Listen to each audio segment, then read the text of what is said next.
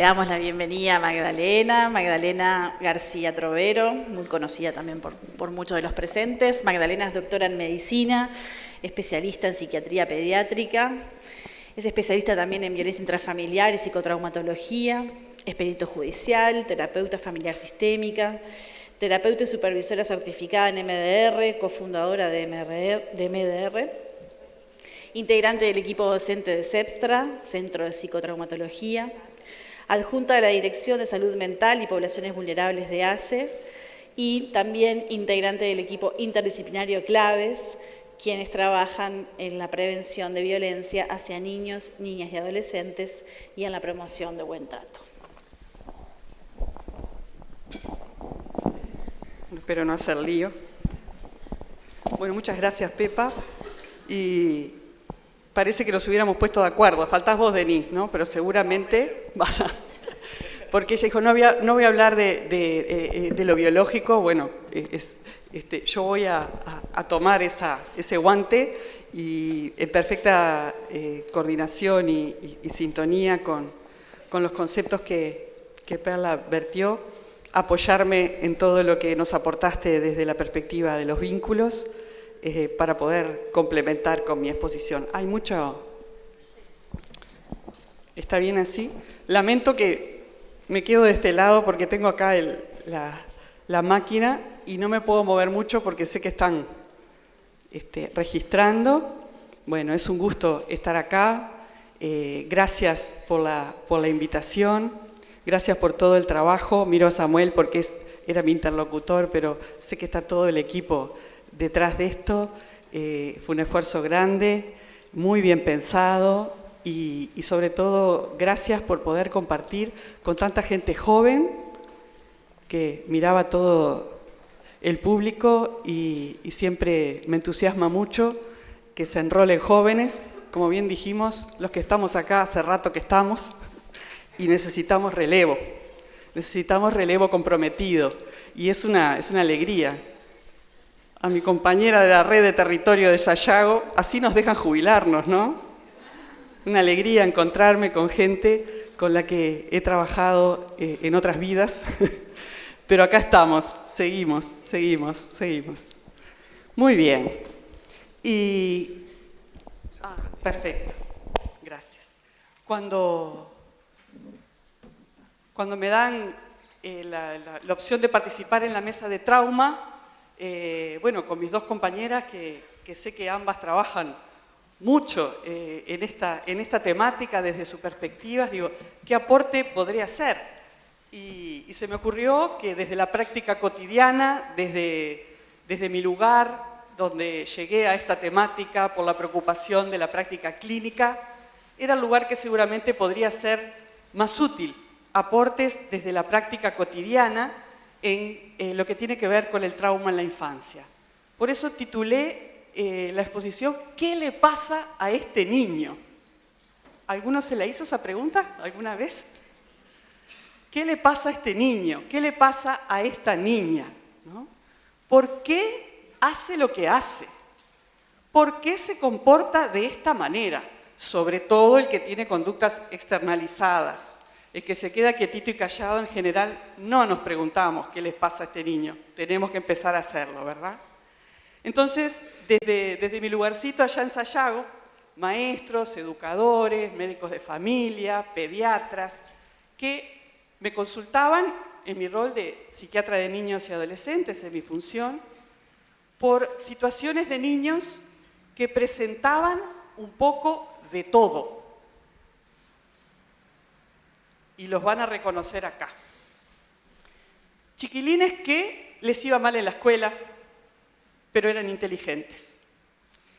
Se hacían caca, se hacían pichí, pero no tenían ningún problema neurológico que justificara lo que les sucedía. No paraban quietos, pero no tenían un déficit atencional con hiperactividad, de esos que uno le da Ritalina y mejora. ¿Esto? No.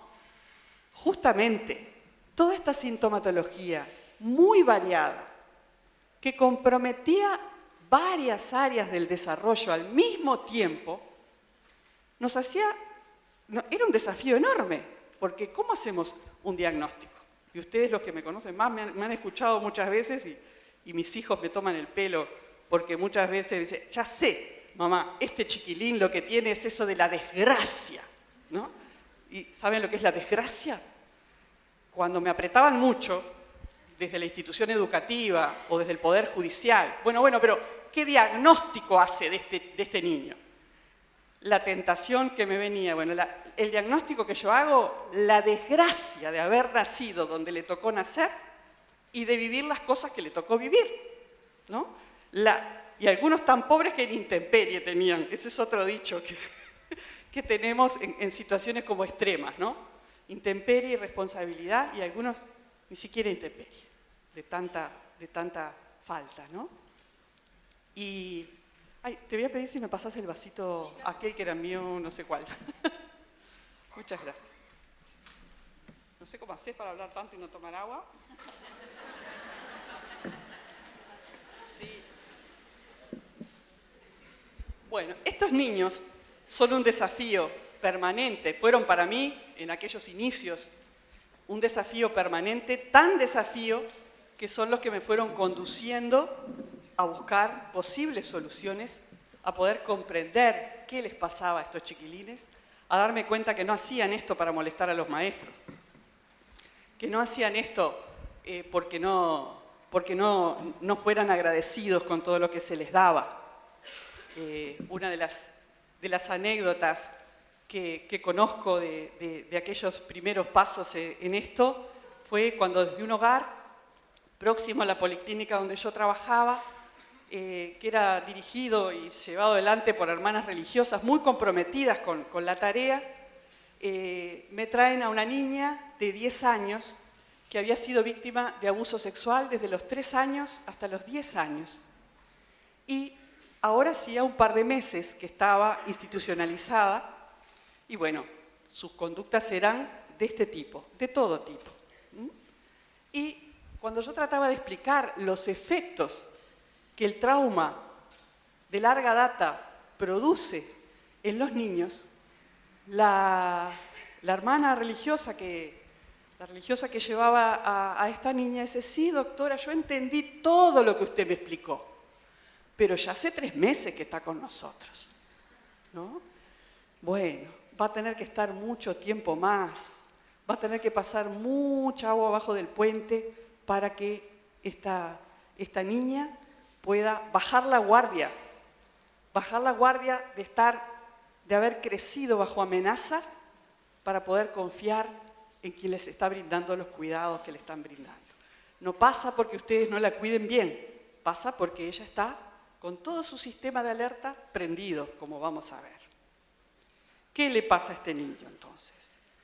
Cuando uno veía estas situaciones polisintomáticas, donde todas las intervenciones psicosociales parecían no tener resultado, porque no es que no se hiciera nada. Me imagino que más de uno de ustedes dice, bueno, pero lo llevan al psiquiatra de una. Sí, en algunos casos sí, pero en otros venían cuando ya se había agotado todos los recursos previos y realmente buscando tener una respuesta para poder ayudar mejor. Cuando uno enfrentaba a estos niños, veía que siendo historias muy diferentes, tenían algo en común. Y lo que tenían en común era la desgracia de haber nacido en determinadas condiciones que no les habían asegurado los cuidados que necesitaban y que habían sido una larga cadena de situaciones de adversidad, de incertidumbre, de inseguridad, que habían jalonado, signado la historia de estos niños y en algunos casos de estos adolescentes. Todos sabemos, quienes trabajamos con niños, que los niños son seres en desarrollo permanente, ¿verdad? Eso no quiere decir que tengamos que esperar que sean adultos con su formación completa. Valen en cada etapa del desarrollo en la que se encuentran. Es decir, un niño de 3 años vale por niño de 3 años. No es un ser el desarrollo hasta que sea grande. Es un niño de 3 años, el de 5, el de 8, el de 10 y así sucesivamente. Sabemos también que este desarrollo y este crecimiento no es un crecimiento y un desarrollo arbitrario. Y Pepa usó un término que yo uso mucho. Estamos programados para eso. Seguimos un programa genético que hace que sonriamos a los 3 meses. Lo hace el programa genético. Y nosotros le respondemos y ahí se empieza a armar toda la otra red, ¿verdad? Pero estamos chipeados para eso. Pero lo cierto es que esos factores genéticos van a tener mucho que ver con el lugar donde les toca llegar. Por eso decimos que el desarrollo es epigenético. Y acá me gustó mucho la foto de los brazos sosteniendo, esas manos sosteniendo al niño, ¿no? El ADN desenroscándose para dar lugar a, de una sola célula, un ser humano completo con todas las características que están en su receta genética. ¿Alcanza eso para la sobrevivencia? No. Quedó bien claro que se necesita llegar a unos brazos, se necesita llegar a un nido de crianza, se necesita llegar a un lugar de cuidado y de protección.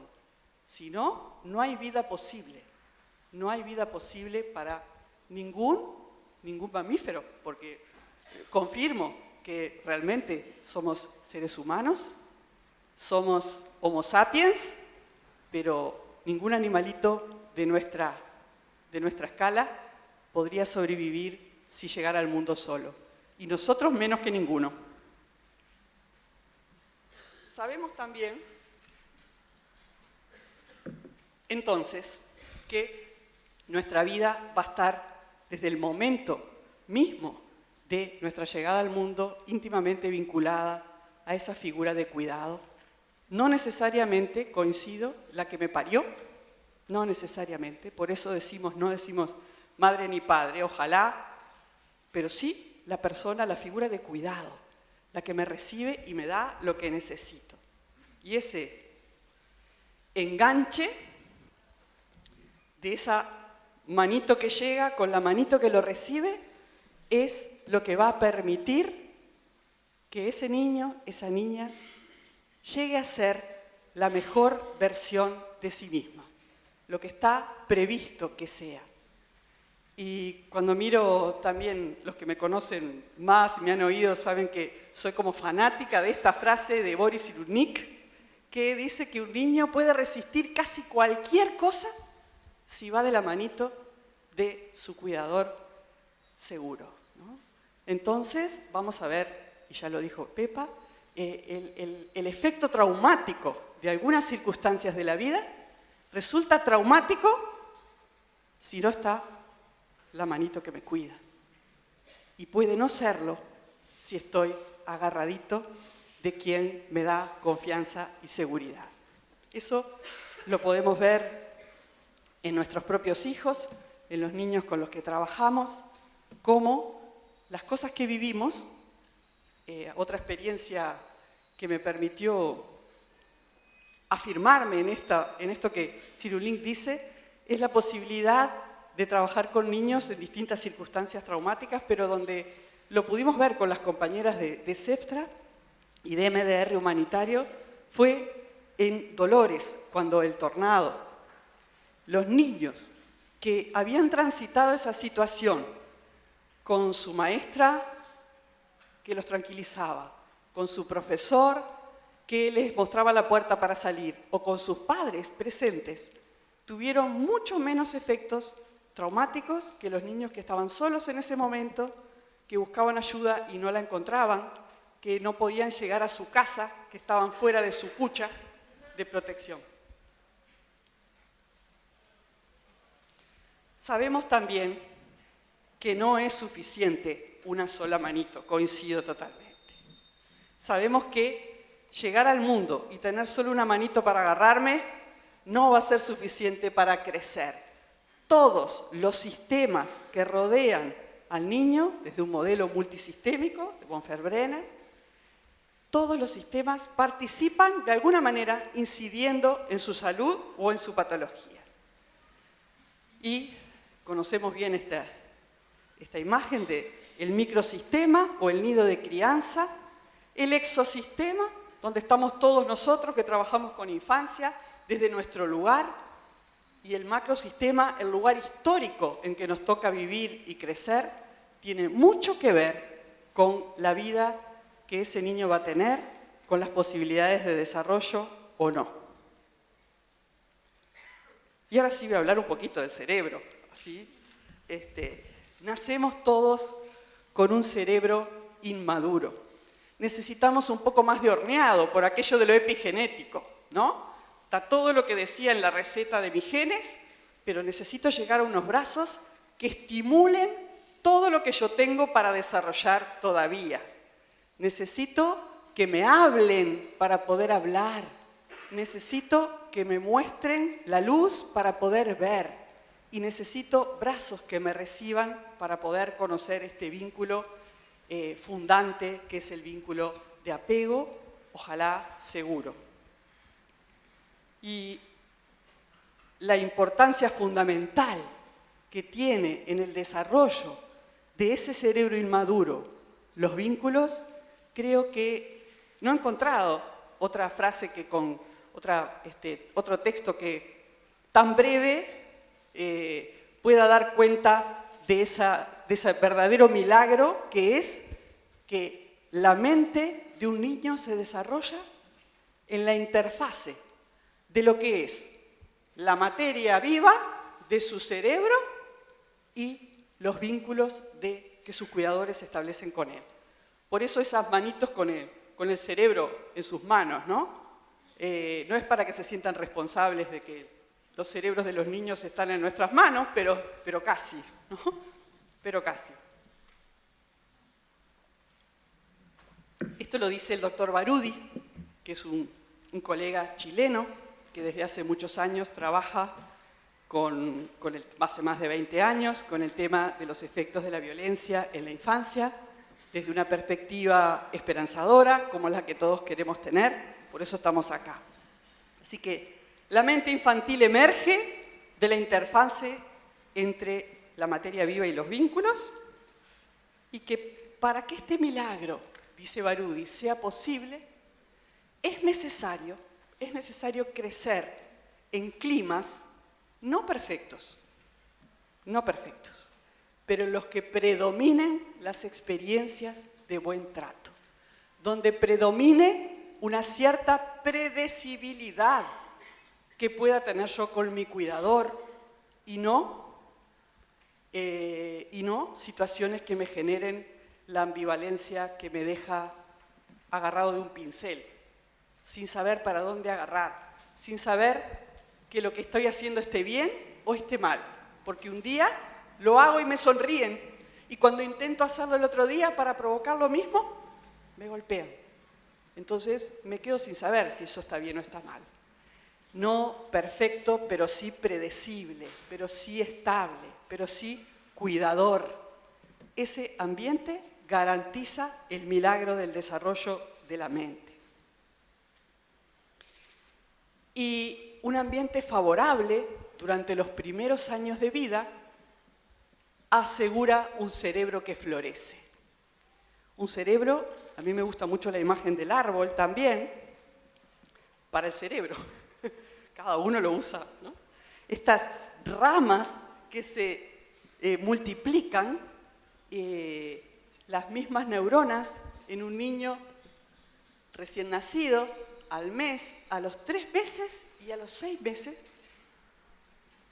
A los 6 meses de edad, las mismas se han multiplicado, han producido brotes increíbles y se han conectado unas con otras. Lo que pasa en nuestro cerebro está directamente relacionado a lo que sucede con el niño y su mundo exterior. Si llego y me dan el afecto y el cuidado que necesito, las 3 neuronas que tengo van a ser redes por todos lados. Y si además estoy con mis hermanos y además estoy con los vecinos, y además estoy con toda la comunidad, más redes todavía, para todos lados. Quiere decir esto que en un ambiente bien tratante, con estímulo necesario, no tiene que pasar nada para que ese desarrollo de la mente infantil se dé sin dificultades. No, estamos preparados para la adversidad, porque si no, tampoco estaríamos aptos para la vida, por más cuidador que tengamos, por más cuidador que tengamos. Lo que llamamos el estrés vital es la posibilidad que tenemos como seres humanos de venir preparados para enfrentar situaciones de peligro, de amenaza, con una respuesta fisiológica que está prevista, que es la respuesta del estrés. El estrés está asociado muchas veces con otro tipo de cosas, ¿no? Con este estrés biológico, ¿no? Ser un ejecutivo estresado, el estrés que me da categorías, ¿no? Porque estoy en muchas cosas, pero yo me refiero a un estrés, al concepto biológico de estresor, de algo que hace que ¡ping!, se encienda mi sistema de protección y requiera que yo responda, requiera que yo corra para llevar a mi hijo al médico porque se lastimó, ¿no? Rápidamente que llegue, que pueda tener suficiente oxígeno respirando muchas veces por minuto, que mi corazón lata para bombear sangre, que tenga glucosa en los músculos para poder rendir, después veo qué hago, pero llego. Todo esto se pone en juego, todos los órganos del cuerpo a través del sistema simpático y parasimpático, cada vez que yo necesito enfrentar una situación que pone en peligro mi propia vida, ¿sí? Estamos diagramados para preservar nuestra vida. ¿Y qué más? La vida de la cría que nos toca cuidar, sobre todo. Y en los varones tienen una extensión, no los estoy comparando con gatos, pero también defienden el territorio. El territorio donde está, en sentido biológico hablando, la hembra y la cría, ¿no? Y tienen esa respuesta protectora de la casa, del lugar donde están los que tiene que proteger y defender. Esa respuesta absolutamente normal es la que nos permite sobrevivir a nosotros y a los niños que crecen, con la salvedad que ya hicimos. Para los niños, ese sistema de alarma y de estrés está íntimamente vinculado ¿con quién? Con la presencia o no de la figura de apego de cuidado, ¿no? Está íntimamente vinculado hasta que sea autosuficiente con esa figura. Pero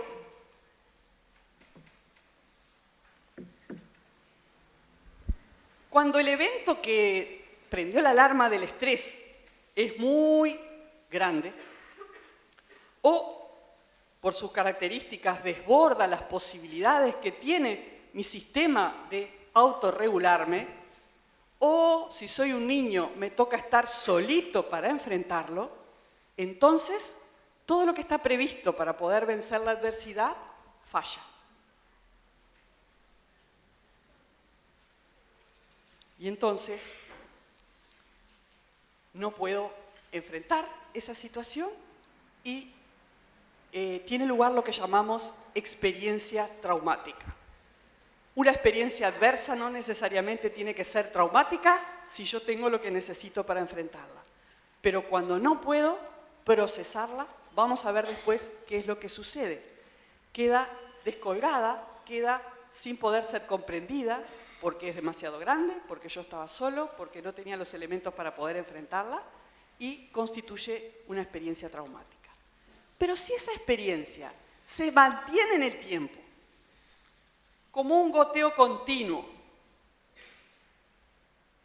si busco protección y no la encuentro, si quiero salir de esa situación y no lo logro, ese estrés bueno para la vida que me cuidaba pasa a ser malo, pasa a ser tóxico, pasa a complicarme la vida. Pensemos en nuestra propia vida.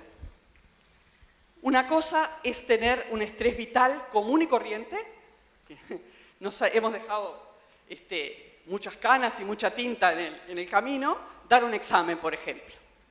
¿Los estresa dar un examen? ¿Sí? Todos los sistemas, simpático y parasimpático, se ponen a 1000. Todo pronto, no nos pasa la comida, nos duele la panza, nos viene diarrea, ganas de hacer pichí, y todo eso que nos pasa, si no quieren un examen, una entrevista para trabajo. ¿Está? Cualquier situación, cada uno sabe cuál. Nos pone a 1000, con esa alarma prendida a 1000, hasta que pasamos, y ahí nos comemos todo, nos dormimos todo, y sentimos que no era tanto, ¿viste? Sí, me fue bien, pero antes estábamos, no quiero hacer el gesto, pero ya saben cómo estábamos, ¿no? Achuchados. ¿Qué pasa si ese mismo estrés que sentimos ese día, en ese momento, lo tuviéramos en forma permanente? Permanente. Es difícil, ¿no? Tanta glucosa en la sangre, todos diabéticos. Tantos factores de la coagulación que los liberamos cuando tenemos que vivir situaciones de estrés por las dudas, que nos venga una puñalada por ahí, está todo previsto. Tantos factores de coagulación, infarto, accidente vascular encefálico. El cuerpo no podría soportar todos esos cambios que se suceden frente al peligro si los mantuviéramos en forma permanente. ¿Por qué enfatizo eso? Porque exactamente eso es lo que sucede en el cerebro de los niños y en el cuerpo de los niños, que están sometidos en forma permanente a un estrés que no pueden sostener y muchas veces, además, sin una figura de apego que los cuide. Esto produce a nivel cerebral muchísimos cambios. Cambios que también, al igual que dijo Pepa, voy a mencionar, pero no podemos detenernos. Cambios que les adelanto para no angustiarnos, pueden ser reversibles si se interviene oportunamente, ¿no? Estos cambios van desde desconexiones neuronales hasta muerte celular si no se actúa en forma adecuada. ¿Y qué tendrá que ver un chanchito y las monedas? Espero que no haya ningún neuropediatra acá, porque lo que quise representar es que uno de los montoncitos de neuronas que tenemos más importante, que es el hipocampo en el sistema del cerebro emocional, muy importante porque es el que guarda las memorias de lo vivido con sentido. Cuando estamos sometidos a un estrés tóxico, queda sin poder funcionar, queda sin poder guardar las memorias. Y yo digo que el hipocampo es la alcancía de la memoria, por eso puse el chanchito, y todo lo que está ahí son situaciones que no puedo explicar, cosas que me pasan, que no sé dónde guardar y quedan sueltas sin poder guardarse. Crecer bajo estrés tóxico produce estos cambios a nivel del cerebro. Los voy solamente a mencionar. 8% menos de volumen cerebral. La amígdala, que es la alarma que se prende frente al peligro, súper aumentada, porque está todo el tiempo prendida, yo diría el rojo vivo. El hipocampo disminuye, la corteza prefrontal se afina, el cuerpo calloso disminuye y directamente está asociado esto a cuanto más temprano se inicia ese estrés tóxico en la vida de un niño, más daño se produce. Crecer bajo estrés tóxico es estar siempre con el sistema de alerta prendido. Entonces, ¿cómo no te voy a patear cuando venís a acariciarme? ¿Cómo no te voy a empujar si te siento como una persona amenazante? ¿Cómo no va a pasar lo de esta niña? Si yo siento que todo el mundo es peligroso para mí, mi respuesta va a ser una respuesta de alarma prendida permanente. Yo digo que son niños de zarpazo fácil, porque antes de ver qué es lo que venís a hacer, están protegiéndose para no recibir más daño. Hace mucho tiempo, allá por el 1992, no tanto para algunos, mucho más para otros. La doctora Judith Herman describió el concepto de trauma complejo o acumulativo para describir los efectos del estrés tóxico. Una cosa es un evento traumático, uno y solo. Una cosa es el estrés de la vida, otra cosa es un estrés que me produce un evento muy fuerte. Y otra cosa es un estrés acumulado a lo largo de la vida, como el que se ve especialmente en niños y mujeres que están atrapados y sin salida, viviendo situaciones de violencia en el ámbito familiar. Ya termino. Y el doctor Van der Kolk y sus colaboradores me ayudaron mucho en esto de buscar una respuesta a qué le pasa a este niño. Investigaron los efectos del trauma temprano en la infancia. Investigaron qué pasa en el cerebro de los niños que se ve alterado en la imagen, tal cual dijiste, en el cerebro de los niños que han crecido bajo amenaza, que han crecido bajo estrés tóxico. Y acuña una expresión, un diagnóstico, que no podemos decir que es un diagnóstico porque finalmente no está en los manuales de clasificación, pero nosotros lo defendemos porque nos ayuda a entender lo que le pasa a estos niños. Acuña el nombre de trastorno traumático del desarrollo. Y se refiere a niños, como veníamos diciendo, que han vivido toda su vida o la mayor parte de ella bajo amenaza permanente, sin tener a su vez a su disposición un ala bajo la cual protegerse. Han vivido bajo amenaza y han sufrido daños de quien debería haberlos cuidado. Cuando le decían a Van der Kolk, esto es lo mismo que un trastorno del apego, o es lo mismo que un trastorno de estrés postraumático mantenido en el tiempo. No, acá los efectos traumáticos están producidos por quien debería haberlo cuidado. Es como la suma de las dos cosas, como un trastorno del apego más un trastorno de estrés postraumático. Quien me debería cuidar me daña. Y como empezaste tú hoy, rompe la lógica del cerebro, dice Cirulik. Es incomprensible para mi mente, que vino diseñada para engancharme con mi cuidador, que quien me tiene que cuidar me dañe. Y eso genera una profunda, dijiste muchas veces eso, Pepa, una profunda disregulación en todas las áreas de mi vida. No puedo regularme. Lo primero que hago es desenchufar mi pensar de mi sentir para poder sobrevivir. Y en todas las áreas estoy disregulado. Por eso es que tengo todos estos síntomas que tengo, en todas las áreas. En el control de los esfínteres, en el aprendizaje, en el sueño, en la alimentación, en el comportamiento. Todas las áreas están tocadas. Hay una buena noticia, porque tengo que ir terminando. Esto no es inamovible.